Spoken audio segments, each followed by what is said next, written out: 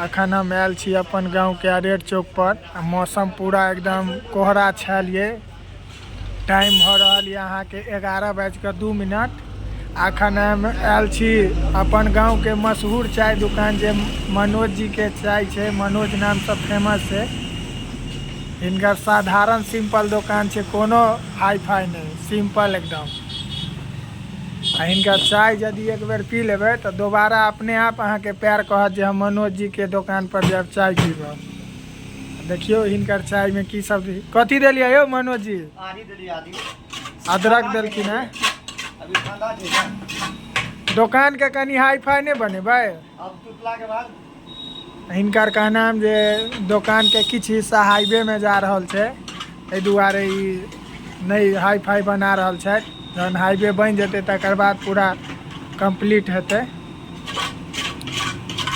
हिनकर चाय वाकई में पूरा अरेर चौक पर कतो नहीं भेटत एहन चाय।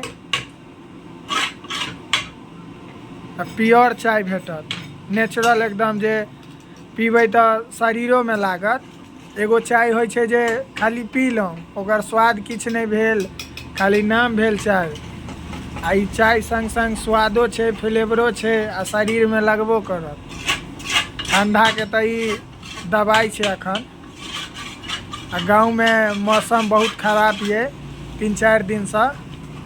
ठंडा में गरम चाय जरूरी छै। तै लेल कहलिया जे एक बेर मनोज जी के दुकान पर जाए आ चाय पीबी।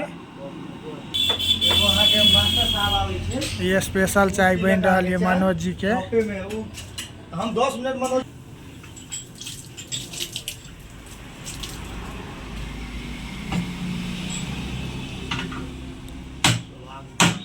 चाय के साथ साथ पनीर, दूध, दही, मिठाई सब भेटत।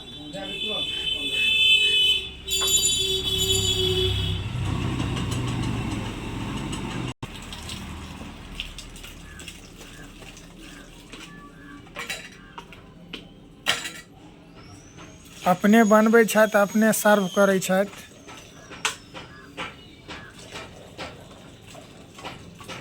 अखन तो हिनकर दुकान खाली है, लेकिन किछ देर बाद हिनकर दुकान में छुट्टी ससुर के जगह नहीं भेटत, सिर्फ चाय लेल।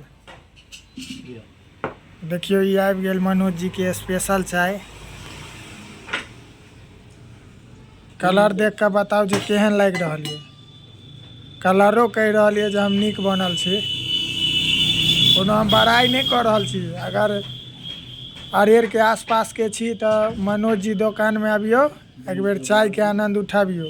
तकर बाद अपने कमेंट कर के कहब जे केहन चाय छला।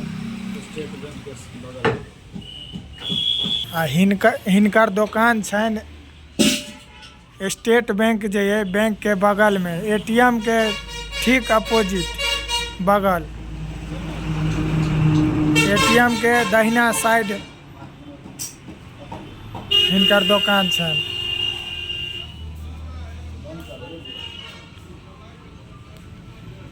धन्यवाद।